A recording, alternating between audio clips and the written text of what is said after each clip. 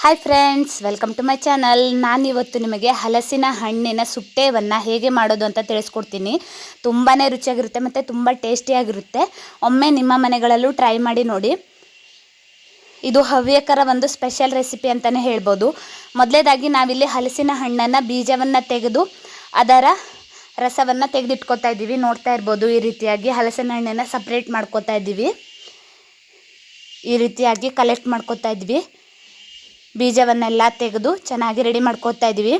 ಹಾಗೆ ಅಕ್ಕಿಯನ್ನು ಒಂದು 4 ರಿಂದ 5 ಗಂಟೆಗಳ ಕಾಲ ನೆನೆಸಿ ಇಟ್ಟು ಈ ರೀತಿ ಅದರ ತೇವ ಹೋಗಬೇಕು ಅಂತ ಒಂದು ಬಟ್ಟೆಯಲ್ಲಿ ಹರಡಿ ಇಟ್ಕೊಂಡಿದ್ದೀವಿ.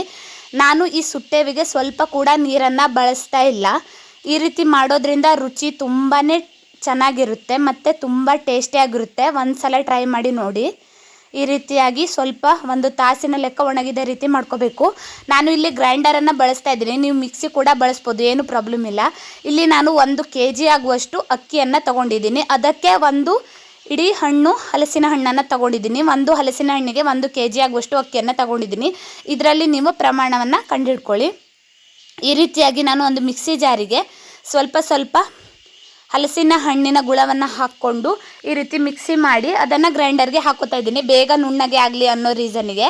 ಹಾಗೆ ಅಕ್ಕಿಯನ್ನು ಕೂಡ ಮಿಕ್ಸಿಗೆ ಹಾಕಿ ಕಡಿ ರೀತಿಯ ಮಾಡಿಕೊಂಡು ಅದನ್ನು ಕೂಡ ನಾನು ಗ್ರೈಂಡರ್ಗೆ ಹಾಕೋತಾ ಇದ್ದೀನಿ.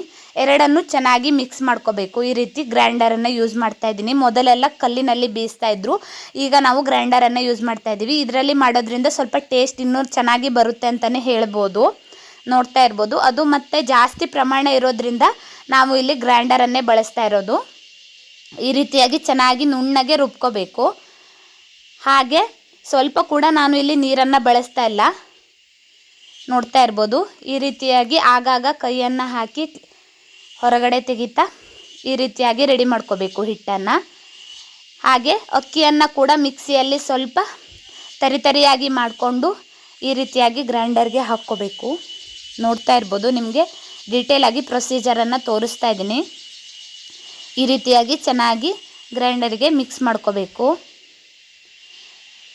ನೋಡ್ತಾ ಇರ್ಬೋದು, ಆಗಾಗ ಈ ರೀತಿ ಸ್ವಲ್ಪ ಕೈಯನ್ನು ಹಾಕಿ ಹಿಟ್ಟನ್ನು ಸರಿಯಾದ ಪ್ರಮಾಣದಲ್ಲಿ ನುಣ್ಣಗೆ ರುಬ್ಬೋಕ್ಕೆ ಸಹಾಯ ಮಾಡಿ.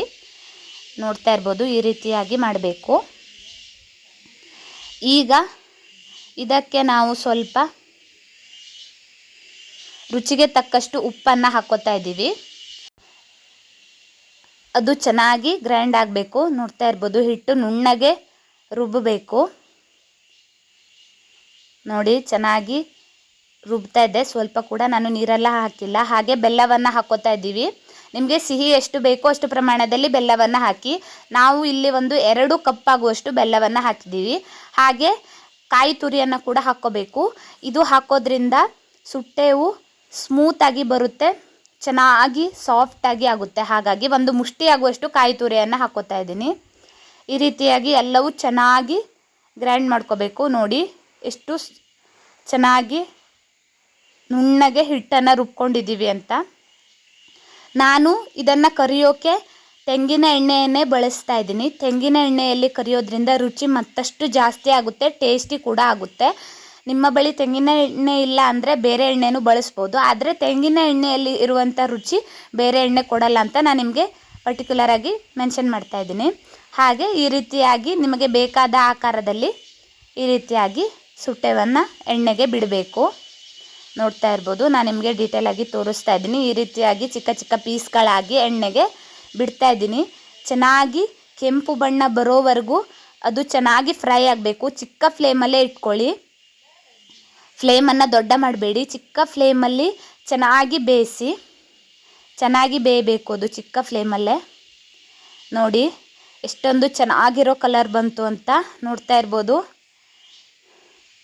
ಈಗ ರುಚಿಕರವಾದಂತಹ ಸುಟ್ಟೆವು ಸವಿಯಲು ಸಿದ್ಧ. ನಿಮಗೆ ಈ ವಿಡಿಯೋ ಇಷ್ಟ ಆದರೆ ಲೈಕ್ ಮಾಡಿ, ಶೇರ್ ಮಾಡಿ, ಕಮೆಂಟ್ ಮಾಡಿ. ಹಾಗೆ ನನ್ನ ಚಾನಲ್ಗೆ ಸಬ್ಸ್ಕ್ರೈಬ್ ಆಗಿ. ಇದೇ ರೀತಿಯ ತುಂಬ ವಿಡಿಯೋಗಳು ಇದೆ, ಪ್ರತಿಯೊಂದನ್ನು ನೋಡಿ ಸಪೋರ್ಟ್ ಮಾಡಿ. ನಿಮಗೆ ಯಾವ ವಿಡಿಯೋ ಇಷ್ಟ ಆಯಿತೋ ಅದನ್ನು ನಿಮ್ಮ ಫ್ರೆಂಡ್ಸ್ ಆ್ಯಂಡ್ ಫ್ಯಾಮಿಲಿಗೂ ಕೂಡ ಶೇರ್ ಮಾಡಿ. ನಿಮ್ಮ ಸಪೋರ್ಟ್ ಯಾವಾಗಲೂ ಇದೇ ರೀತಿ ಇರಲಿ. ಇದೇ ರೀತಿ ನೀವು ಸಪೋರ್ಟ್ ಮಾಡೋದ್ರಿಂದ ನನಗೆ ಇನ್ನಷ್ಟು ವಿಡಿಯೋಗಳು ಮಾಡೋಕ್ಕೆ ಪ್ರೋತ್ಸಾಹ ಸಿಗುತ್ತೆ. Thanks for watching.